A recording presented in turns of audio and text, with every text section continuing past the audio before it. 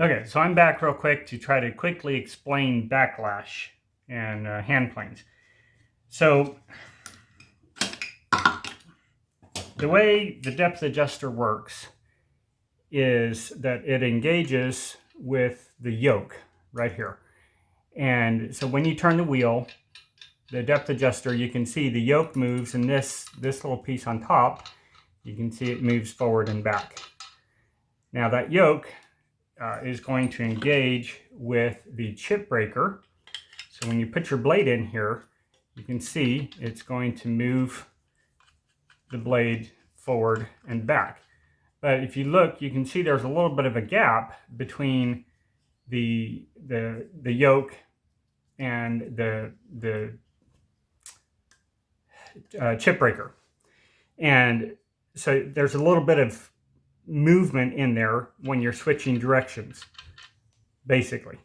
So that's what causes backlash. Now, when you're setting up a hand plane, generally, the way I do it is I will extend the blade to where I can see it just sticking up. When you look down, you can see a dark line right here. And so I want to get it where I can see it sticking up, and then I'm going to use the lateral to make sure it's straight. So for example, if I turn it all the way, you can see, hopefully you can see that the blade is sticking out more on this side. And so that's not going to give me a straight cut. So you're going to adjust the lateral until your blade is parallel with the sole of the plane.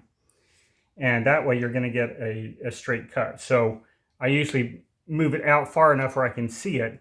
And then I will retract the blade until I can just barely see a little thin line of the blade itself. And it looks like a black line. And it's a lot easier if you're just looking at this on a plane yourself. And then you can also fine tune your lateral adjustment when you do that.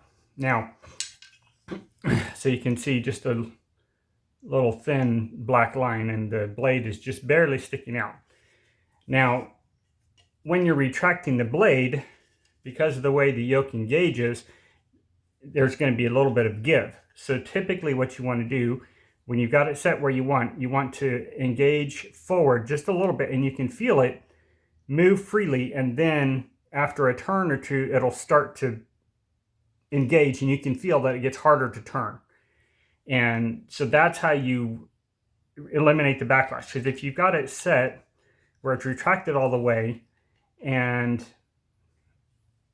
you still have that give in there, when you start pushing the plane, what's going to happen is the blade is going to push backwards against that yoke, and it's going to basically retract it just a little bit and affect your cut. So when you get it set to the depth you want initially, then you want to turn forward just a little bit. And in this case, it's about two or three turns. And then right there, I can feel that starting to give me some resistance. And so I want to turn it, and that'll stop the backlash. And then of course you're going to check your cut.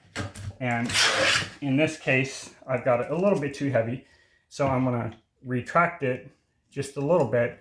And then I want to go the other way until I feel that resistance stop, so I don't have the issue with backlash affecting my cut. And then you can take your plane and do whatever you need, and then you get your nice smooth cuts. So hopefully that makes sense. If it doesn't, let me know and I'll try to explain better.